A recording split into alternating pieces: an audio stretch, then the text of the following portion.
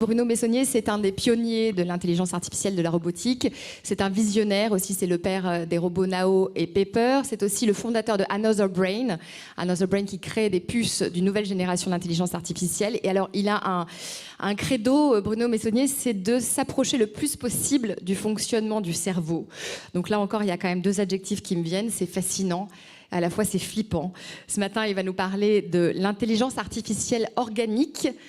Qu'est-ce que c'est l'intelligence artificielle organique? Je laisse la parole à Bruno Meissonnier. Merci. Bonjour Bruno. Bonjour Bruno. Bonjour. Merci beaucoup d'avoir accepté notre invitation, d'être avec nous aujourd'hui. Je ne vous fais pas la bise, mais c'est limite. Mais le cœur y est. Je vous laisse présenter donc ce qu'est aujourd'hui l'intelligence artificielle organique. C'est à vous. Pardon. C'est un bout des sujets, merci beaucoup, c'est un bout des sujets dont je voulais parler. Moi, j'ai prévu de parler de 4 choses aujourd'hui. J'ai prévu de parler un peu de robotique, j'ai prévu de parler un peu d'intelligence artificielle, j'ai prévu de parler un peu de Another Brain, et puis j'ai envie de parler aux entrepreneurs. Il y a plein de copains dans la salle, bonjour à tous. Il y a plein d'anciens d'Aldébaran aussi. C'est bien, c'est super. C'est super que des boîtes soient créées et s'aiment autour et qu'on rayonne. Sur la robotique, ce qui m'a un peu marqué ces temps-ci, où j'ai pris pas mal de recul, c'est un peu les montagnes russes de la robotique. Où il y a quelques années, on n'en parlait pas, il y a quelques années, on considérait que c'était un domaine qui était intéressant, qui allait prendre de l'ampleur, qui allait exister, mais dans très très très longtemps, dans 20, 30, dans 50 ans, et que c'était pas pour tout de suite. Et les quelques-uns qui ont existé, qui ont essayé de créer des boîtes ou qui ont essayé de se lancer, ont galéré. Et on leur a dit que c'était trop tôt, que ça allait coûter trop cher, que le hardware, c'est pas ce qu'on voulait. Maintenant, on était dans un monde de logiciels et dans un monde digitalisé. Et les premiers qui se sont lancés ont galéré pour réussir à faire des choses. Et puis finalement, ils ont réussi à faire quelque chose, ils ont réussi à trouver un peu d'argent, ils ont réussi à faire des produits, et on a vu une traction colossale des marchés, un intérêt colossal du public et de tout le monde, et il y a eu une espèce d'euphorie en disant mais bon sang, finalement c'est peut-être possible de faire quelque chose avec de la robotique, c'est possible, et il va y avoir des marchés quand on voit l'écho que ce qui a été fait par les premières entreprises a eu. Et du coup, les pôles de compétitivité, les incubateurs, les fonds d'investissement, des fonds d'investissement dédiés, BPI, tout le monde s'y est mis pour accompagner la robotique. Et c'est super, ça a donné lieu à pas mal d'entreprises et ça a permis de faire un certain nombre de choses. Et puis après, j'ai eu l'impression qu'il y a eu un peu un retour de bâton, qu'on est rentré un peu dans une période sans, dans une période où c'est un peu plus difficile, où finalement... il n'y a pas tant de grandes choses qui ont été faites. Finalement, ça n'a pas tant délivré les promesses qui étaient attendues. Et finalement, on se demande si c'est bien vraiment le bon moment. Alors, c'est là-dessus que j'ai pris pas mal de recul et de réflexion, moi, pour essayer de comprendre pourquoi et pour essayer de comprendre ce que ça a donné. Alors, il y a plusieurs raisons. Il y a des raisons qui sont technologiques. Et j'insiste dessus parce que je pense que la raison fondamentale pour laquelle la robotique n'est pas aussi présente qu'on l'avait tous rêvé, imaginé il y a très longtemps, alors qu'il y a des marchés, et je continue à voir des demandes colossales, des marchés colossaux. Il y aura des robots partout, ça arrivera réellement comme on l'avait imaginé tous et comme on en est arrivé parce qu'il y a le besoin, il y a un vrai besoin. On pourra en parler si certains veulent. Mais le sujet, c'est qu'aujourd'hui, il manque un peu de deep tech. Et pour faire des robots, bien sûr qu'il manque de l'intelligence à donner aux robots et aux objets. Alors, quand je dis intelligence, vous voyez que je ne joins pas le mot artificiel, j'essaie de faire un tout petit peu attention, parce que le problème des robots, c'est qu'ils doivent agir dans le vrai monde, et le vrai monde, il est compliqué, il est complexe, il est bordélique, que ce soit des chambres d'enfants avec des jouets, des chaussettes, que ce soit des voitures sur la route avec des choses qui sont totalement imprévues, imprédictibles. Les objets qui doivent agir dans le vrai monde ont besoin d'avoir une intelligence réelle au sens, une réelle capacité à réagir face à des situations imprévues et à comprendre un minimum des situations imprévues. Et ça, c'est pas très facile. C'est pas le deep learning qui nous amène ça. Donc, un des sujets qui manque pour la robotique, c'est bien sûr l'intelligence artificielle. Mais c'est pas le seul. Et contrairement à ce que beaucoup croient, il manque des choses très physiques et très concrètes.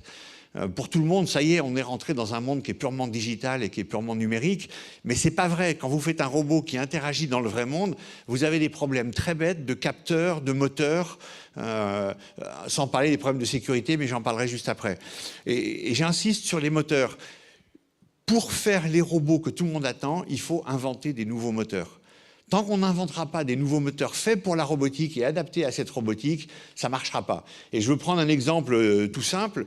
Imaginez un robot qui vous tend une bouteille d'eau, il a le bras où rien ne bouge, il a des efforts à faire pour tendre la bouteille d'eau. Et comment on fait, nous tous, comment j'ai fait moi et comment tout le monde fait? On utilise pour ça des moteurs électriques, parce que c'est ce qu'on a, des trucs qui sont conçus pour être efficaces en tournant à 10 000 tours par minute. Et on met ça dans des articulations de robots qui ne font pas un tour complet, qui le font en 1/10 de seconde et qui, de toute façon, fonctionnent parfois même à l'arrêt. Un moteur électrique qu'on utilise aujourd'hui tous, le rendement théorique à l'arrêt, c'est 0. Et donc, on passe son temps à prendre des moteurs électriques, à rajouter des engrenages, des réducteurs, des capteurs. Et en faisant ça, on part d'un besoin qui est assez simple et on le transforme pour y répondre avec quelque chose qui a un poids colossal, une consommation d'énergie colossale et qui ne marche pas très très bien. Rendement dégueulasse, donc autonomie des robots dégueulasse. Mais il y a un peu plus que ça, même des questions, alors je ne vais pas rentrer dans la technique, mais des questions de réversibilité qui font que vous avez besoin, quand vous voulez interagir avec des gens ou avec des robots, d'avoir de la souplesse, d'avoir de l'élasticité dans la réaction et pas un truc rigide et ferme. Voilà. Et donc, aller vers la robotique qu'on attend passe par de l'intelligence artificielle, mais passe par des choses très concrètes comme inventer des nouveaux moteurs. C'est vrai des capteurs. Vous savez sans doute qu'une oreille humaine ou animale n'a absolument rien à voir avec un micro. Ça n'a absolument rien à voir avec un micro. Et dès le capteur, dès l'oreille, c'est ça qui fait qu'on est capable, au niveau de notre cerveau, de traiter des sons. Alors là, quand je vous parle, il y a de la réverbération partout. Pourtant, vous comprenez ce que je vous dis. Si on prend un micro qui enregistre tout comme le font les micros, on se rajoute une couche de complexité pour essayer de comprendre ce qui est dit par les objets. Voilà. Donc, faire de la robotique comme on en attend, ça passe par de l'IA, ça passe par inventer des moteurs, ça passe par inventer des capteurs et ça passe par des questions de sécurité. J'insiste un tout petit peu là-dessus aussi. Le jour où les robots seront suffisamment agiles et intelligents pour servir dans la vie de tous les jours, suffisamment autonomes, je ne mettrai pas de robot chez moi qui aura la capacité à aller tout seul se balader dans la salle de bain de ma fille ou à se balader dans mon appartement pour voir tous mes systèmes de sécurité, comment sont mes serrures, etc., ou mes meubles, ou les tableaux si j'en ai, tant qu'il n'y a pas des garanties en matière de sécurité, tant que les robots ne sont pas inhackables. Et quand je dis ça, évidemment, je vois systématiquement les gens du logiciel qui rient jaune en disant c'est toujours possible de tout hacker, c'est qu'une question de temps. Fuck, il faut inventer des systèmes de sécurité qui soient réellement inhackables. Ou s'ils sont hackés, qu'on le détecte tout de suite et qu'on puisse réagir. Et donc la cryptographie quantique et donc des choses comme ça. Voilà. Il nous manque de la deep tech pour permettre aux robots de délivrer ce qui est délivrable. Donc ça, c'est le premier message technologique. Et c'est là-dessus qu'il faut se focaliser. Et je sais qu'il y a des boîtes qui travaillent sur inventer les moteurs et qui ont déjà des résultats prometteurs. Je sais qu'il y a des gens qui travaillent sur les capteurs, il y a des gens qui travaillent sur la sécurité. Donc tout ça avance et va arriver. Mais tant qu'on n'aura pas ça, on n'aura pas les robots partout. Mais dès qu'on aura ça, on aura des robots partout. Les marchés colossaux seront là et arriveront. Alors maintenant, il y a un autre sujet que je voulais dire sur la robotique. Et là, on a un petit peu une certaine part de responsabilité, nous, tous les entrepreneurs et start-upers de la robotique.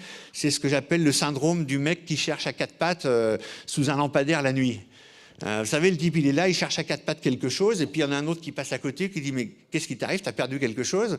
Je peux t'aider? Oui, oui, j'ai perdu mes clés, je les ai perdues là-bas, mais là-bas, il n'y a pas de lumière, là-bas, il fait nuit. » Voilà. C'est une blague à la con, mais c'est pas le but. C'est pas le but qu'elle soit drôle. C'est qu'on est confronté tout le temps à ça. On cherche en fonction de ce qu'on est capable de faire. On cherche pas là où il faudrait chercher. Et c'est quelque chose qu'on voit beaucoup en robotique. Combien j'ai vu d'entreprises qui se créent pour faire ce que les gens sont capables de faire en considérant éventuellement que c'est une première étape pour aller vers ce qu'ils veulent vraiment faire. Des gens qui veulent faire des robots, alors humanoïdes, moi j'aime bien ça, donc voilà. Mais des robots humanoïdes qui se disent bon, je ne sais pas encore faire, c'est trop compliqué, c'est trop cher, donc en attendant je vais faire des robots qui roulent et je vais déjà petit à petit me rapprocher des robots humanoïdes. Mais c'est une erreur permanente ça, parce que faire n'importe quoi, c'est hyper compliqué. Et pas juste le faire sous forme d'un prototype qui marchote quelque chose, hein, faire sous forme d'un vrai produit, ce qui est 10 fois compliqué de faire le prototype, puis après qu'il y a un vrai marché qui est encore 5 ou 6 fois plus compliqué. Pardon. Faire quelque chose qui est censé être une étape intermédiaire, ça consomme toute notre énergie et ça sera ça le projet final. Et donc, il ne faut pas faire ça. Il faut vraiment savoir ce qu'on veut faire et y aller directement. C'est compliqué, eh ben on y va, on attaque, on se retrousse les manches et on essaie de se donner les moyens. Et beaucoup dans le monde de la robotique, c'est gentil. Il n'y a pas d'alcool dedans. Beaucoup dans le monde de la robotique ont fait les robots qu'ils savaient faire en s'auto-convainquant après que c'était ça qu'il fallait, qu'il y aurait un marché, qu'on trouvera. On pense tous aux geeks, on pense tous aux App Store, on pense tous en s'appuyant sur les communautés de développeurs pour élargir, on rêve tous de ça. C'est possible, mais ça demande une énergie colossale et si le produit n'est pas adapté, ça ne le fait pas. Donc voilà, donc je pense que pour la robotique, il manque quelques technologies deep tech et donc c'est à ça qu'il faut s'attaquer. Et deux, il faut se donner une vraie ambition d'avoir quelque chose qu'on veut vraiment et y aller à fond. Et pas se dire je fais une étape intermédiaire. Ça fait beaucoup de produits qui ne sont pas à la hauteur de ce que le marché attend. Bon, voilà ce que je voulais dire sur la robotique. Et puis je regarde le temps qui passe. Sur l'intelligence artificielle, comme d'habitude, je ne regarde pas mes papiers. Sur l'intelligence artificielle, le sujet est un tout petit peu différent. C'est un tout petit peu différent parce que le triumvirat deep learning, big data et réseau de neurones a remporté la mise. Quand on parle d'intelligence artificielle, pour tout le monde, on parle de deep learning, big data. À tel point que quand vous parlez avec des politiques, ils ont même carrément, et puis certains journalistes et certains leaders d'opinion, ils ont carrément associé big data avec deep learning, avec intelligence artificielle. Si on n'a pas beaucoup de données, on ne pourra pas faire d'intelligence artificielle. Forcément, c'est la seule façon de faire. Mais il y a un autre sujet auquel il faut faire attention quand on parle d'intelligence artificielle, c'est que le sujet dont je parle, le triumvirat, il a déjà été préempté par les GAFA. Il a déjà été préempté en termes de moteur d'intelligence artificielle. Il a déjà été préempté par les Google, Facebook et les Chinois. Ils sont devant, ils ont gagné cette guerre. Ils ont gagné cette guerre. Si on veut, nous, faire de l'intelligence artificielle, on a deux choses à faire. Soit on utilise ces technologies, qui sont vachement puissantes, qui permettent de faire des tas de choses. Le deep learning, réseau de neurones, big data, tout ça, ça permet de faire des tas de choses, il y a des tas d'applications, et énormément d'entreprises ont besoin de modifier leur business model et leur façon de travailler en se basant là-dessus, mais il y a des tas de limites. Il y a des tas de problèmes dus au fait que si on n'a pas les données, on est un peu coincé. Dû au fait que le résultat soit non explicable. C'est quand même un élément colossal. À la fin, votre réseau de neurones, votre deep learning, votre système d'intelligence artificielle, il vous donne une réponse et vous vous dites, mais pourquoi c'est ça la réponse? Explique-moi. C'est pas possible, c'est une boîte noire. Alors on a beau essayer petit à petit d'améliorer et de trouver a posteriori des réponses et des explications, il y a des limites au système de deep learning et d'intelligence artificielle actuel. Mais j'insiste, la guerre est perdue sur ce sujet. Mais par contre, on a d'autres façons de faire de l'intelligence artificielle. On a des façons de sauter une génération et d'aller sur la génération d'après. Alors évidemment, j'en parle parce que je suis concerné, c'est ce que j'ai décidé de faire, tellement ça me paraît important et que j'ai des idées. Mais il y a d'autres entreprises qui font ça, je ne plaide pas que pour ma paroisse. Il y a une façon de faire qui est de faire de l'intelligence beaucoup plus proche de votre intelligence et de l'intelligence humaine et animale, c'est-à-dire qu'on a une façon de fonctionner pour laquelle on n'a pas besoin d'avoir des quantités de données colossales. Moi, je vous vois une fois, deux fois, trois fois, je me souviens de vous. Je n'ai pas besoin de vous voir 100 000 fois, de vous apprendre 100 000 fois pour être capable de me souvenir de vous.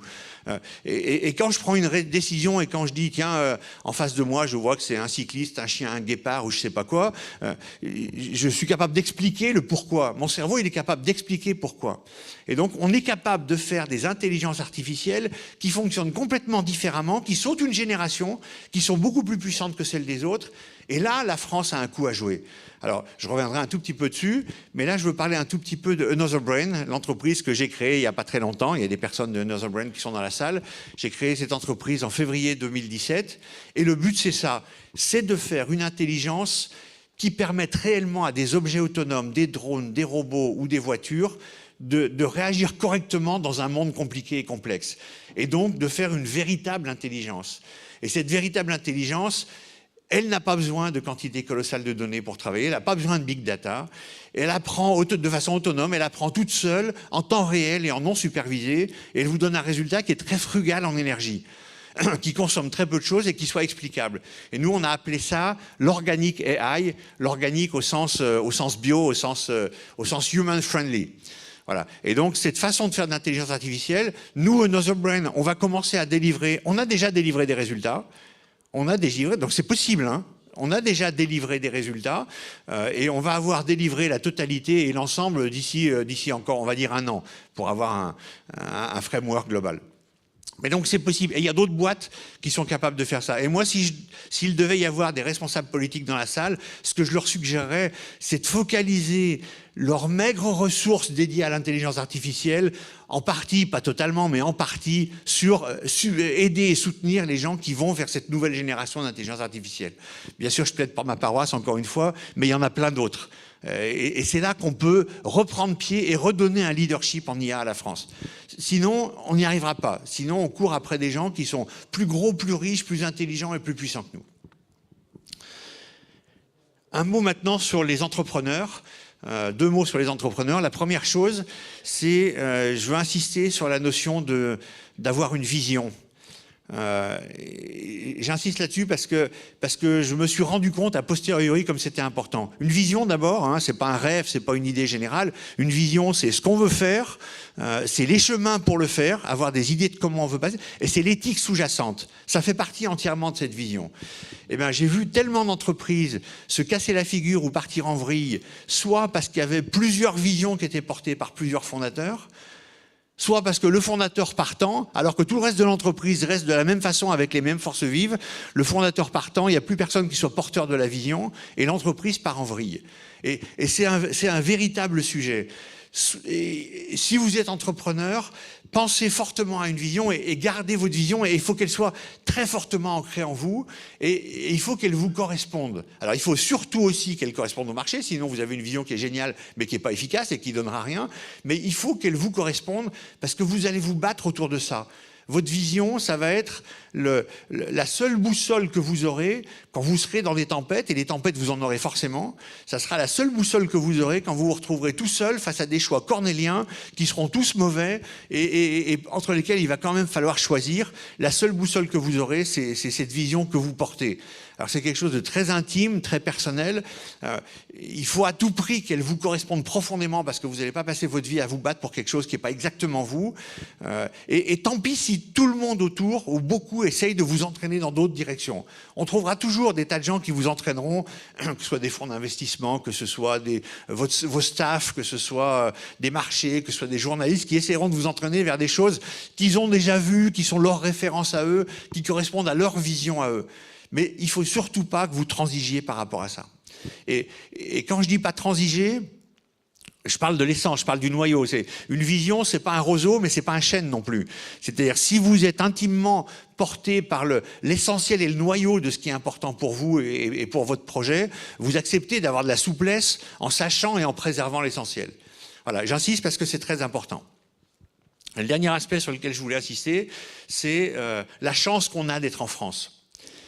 Et je veux en parler un tout petit peu, non pas sur les aspects à la con qu'on entend tout le temps, c'est un beau pays.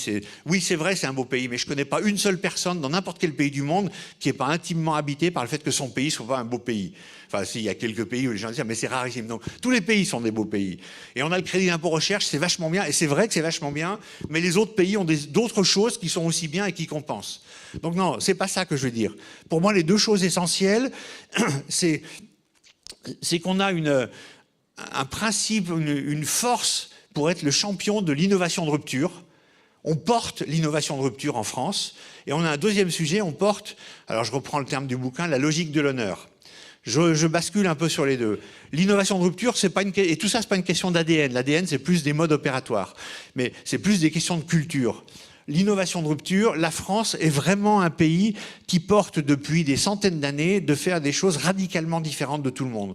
Parfois pour des idées à la con, parfois pour des idées qui n'ont pas de marché tout de suite, mais la France porte des innovations de rupture. Et on pourra en citer des milliers, depuis Internet jusqu'à le skateboard, en passant par les jeans, en passant par les Concorde. La France est un pays qui raisonne et qui pense en innovation de rupture fondamentalement. Ce qui est très rare, et c'est une de nos grandes forces. Mais du coup, il ne faut pas se contenter de faire des petites choses et des petits pas. Il faut vraiment avoir des ambitions dans ce qu'on veut faire comme rupture. Il y a Marc Giget, qui est quelqu'un que vous connaissez peut-être, qui est un mec remarquable, qu'on devrait enregistrer et qu'on devrait diffuser à 100% des étudiants, 100% des sénateurs, etc., etc. C'est un mec remarquable que je vous conseille d'écouter. Et le deuxième, qui est sur la logique de l'honneur, c'est un bouquin qui a été écrit par Philippe Diribarne dans les années 80, qui essaie de caractériser un peu les cultures des différents pays. Et il dit des choses qui sont à la fois hyper intéressantes intellectuellement, mais très très opérationnellement. Le temps passant, je résume sur 2 sujets. Aux États-Unis, par exemple, la culture dominante est une culture contractuelle. Tout est contractualisé entre une entreprise et les salariés, à l'intérieur des services d'une entreprise ou avec les clients, etc. On est sur un mode contractuel, alors qu'en France, il est sur ce qu'on appelle une logique de l'honneur. Chacun à son niveau dans une entreprise est intimement convaincu de ce qui est bien à faire pour l'entreprise. Ce qui compte, c'est pas ce que dit le chef, le patron, le ci, le ça. C'est l'intime conviction que chacun a de ce qu'il faut faire et qui est bien pour l'entreprise. Et ça donne plein de choses. Ça donne le fait que les gens sont capables de se défoncer beaucoup plus en termes d'implication personnelle pour l'entreprise, en termes de valeur pour l'entreprise. Mais ça a aussi une conséquence, c'est que pour que les gens puissent déployer leur talent à fond, c'est indispensable qu'ils baignent dans un flux d'informations. En France, si tous vos salariés connaissent réellement la situation de l'entreprise, les projets, les problématiques, les forces, sont réellement au courant, ils peuvent déployer tout leur talent. Et c'est vraiment important parce que parfois, il y a des choses qu'on n'a pas trop envie de dire, on hésite ou on n'a pas le temps de communiquer, ou tout d'un coup, il y a un management qui vient d'un autre pays, d'un autre monde, qui a une autre culture, et il y a des chocs de culture, et il n'y a pas beaucoup de communication, et on se rend compte que ça change tout sur la capacité des individus à déployer leur talent. Donc en France, donnez de l'information, expliquez tout, soyez très transparent sur l'entreprise, sur vous, sur vos émotions, et vous allez voir que les gens vont se déployer, se défoncer et vont pouvoir mettre leur talent vraiment au service de l'entreprise. Voilà. Très bien. Vous avez gentiment accepté d'être le parrain de ce concours de Robot of the Year. Donc on vous retrouve à la fin de la journée pour remettre les prix aux lauréats. Il y aura 2 prix, donc le grand prix et le prix coup de cœur. Et puis si vous souhaitez intervenir évidemment à tout moment de la journée, vous pouvez le faire. Merci Bruno Maisonnier. Comme vous voulez. Merci beaucoup. Merci à vous. Beaucoup.